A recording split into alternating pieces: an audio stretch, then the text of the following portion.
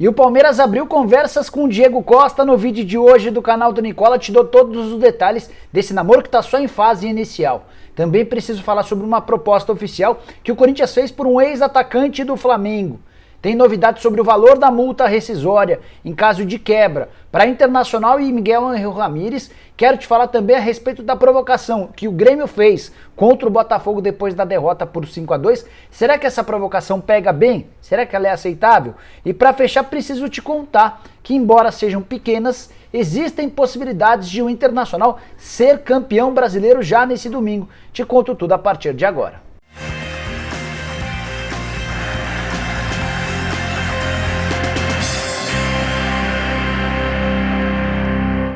Fala aí pessoal, sou o Jorge Nicola, bem-vindos a mais um vídeo do canal, bem legal ter vocês por aqui. Antes de passar as informações, pedir para deixarem like e se inscreverem no canal, estamos quase batendo 950 mil inscritos, muito, mas muito obrigado.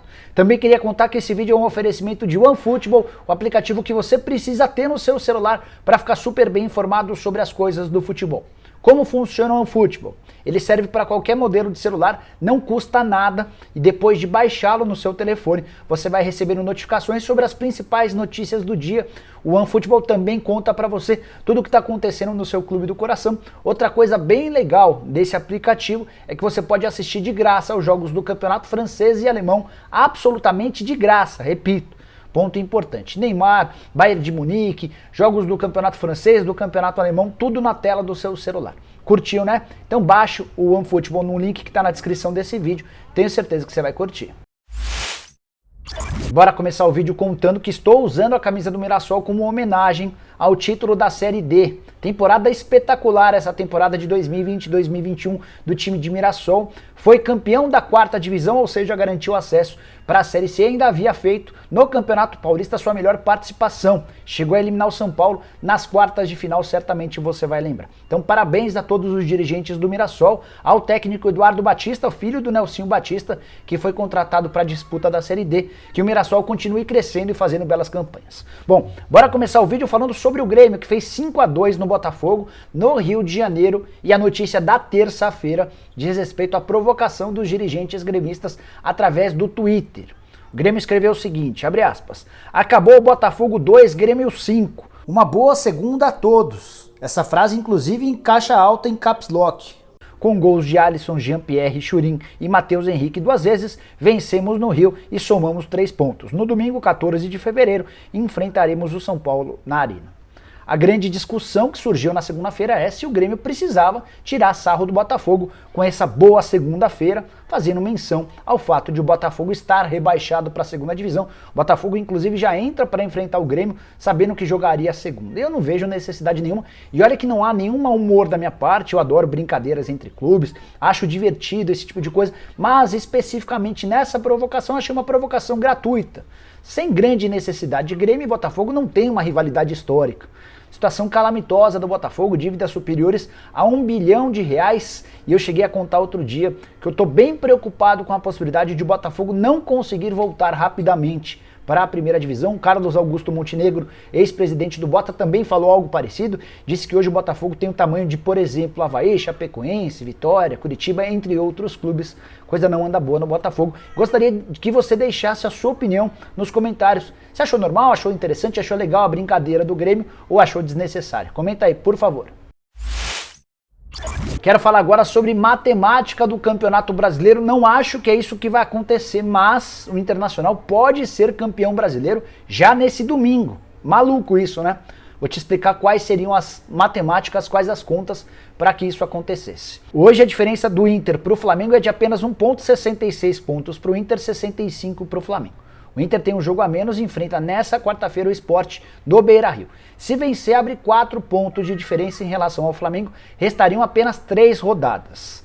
No fim de semana, os jogos não favorecem ao Inter, que visita o Vasco da Gama em São Januário e vê o Flamengo receber o Corinthians também no Rio de Janeiro. Os dois confrontos no domingo, o do Corinthians com o Flamengo marcado para as 16, o do Inter contra o Vasco marcado para as 18h15. Bom, se o Internacional vencer, ele abre 7 pontos. Se o Flamengo perder, essa diferença se mantém em 7. E aí restariam apenas 6 pontos em disputa nas 2 rodadas finais. E é nesse cenário que o Inter já se sagraria campeão brasileiro no próximo domingo.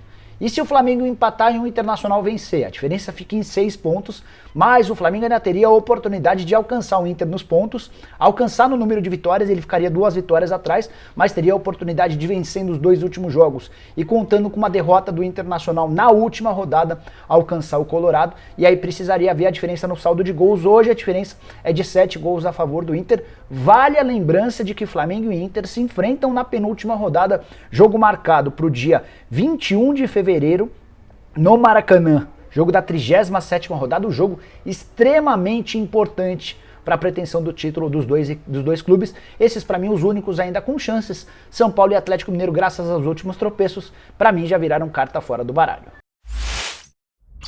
Bora falar agora sobre Miguel Ángel Ramírez, técnico espanhol que já tem um pré-contrato com o Internacional, e a grande dúvida que todo mundo tinha nos últimos tempos era: qual o valor da multa em caso de quebra para os dois lados? Quanto o Internacional teria de pagar ao Miguel Ángel Ramírez se desistisse do acordo, o mesmo valeria para o Ramírez. Recentemente o técnico espanhol foi procurado pelo Júlio Casares, presidente do São Paulo. Tricolor gostaria de contar com o Ramírez revelou que tem esse pré-contrato e que não aceitaria romper esse pré-contrato com o pagamento da multa. A única hipótese de ele assumir o São Paulo seria se o Internacional, no fim do Campeonato Brasileiro, confirmasse a permanência do Abel Braga, e a partir daí o Inter teria de pagar essa multa rescisória. Respondendo à pergunta, depois de conversar com uma pessoa aqui e outra pessoa ali, com gente ligada ao Ramírez e também gente ligada ao Internacional, dá para contar que a multa rescisória nesse pré-contrato entre o Ramírez e o Inter é de $1.200.000, que equivalem hoje a R$6.400.000. Por que esse valor é tão importante? Essa é a grana que o Internacional vai ter de desembolsar ao Ramírez se de fato quiser contar com o Abel Braga para o restante da temporada de 2021. Valor bastante salgado, R$6.400.000 equivalem a mais da metade da folha salarial do Inter. Inter que tem feito enorme economia nos últimos tempos, pensando exatamente no fluxo de caixa. Aí você pode falar, bom, se o Internacional for campeão, vai ter direito a prêmio de R$33 milhões pago pela CBF. Verdade. Mas desses 33 milhões, teria de descontar 6.400.000 para um profissional que nem sequer estreou no Internacional. Só para completar, vale a lembrança de que apesar de ser o favorito do Júlio Casares, o Ramírez acabou preterido por causa desse pré-contrato com o Internacional. O Tricolor já tem um acordo verbal desde essa segunda-feira com o Hernan Crespo. Bora falar agora sobre o Corinthians, que fez proposta oficial com papel timbrado a um ex-atacante do Flamengo. Estou falando do Guilherme Bala, atacante de 19 anos de idade, que pertence ao Madureira e estava emprestado ao Flamengo até 31 de janeiro.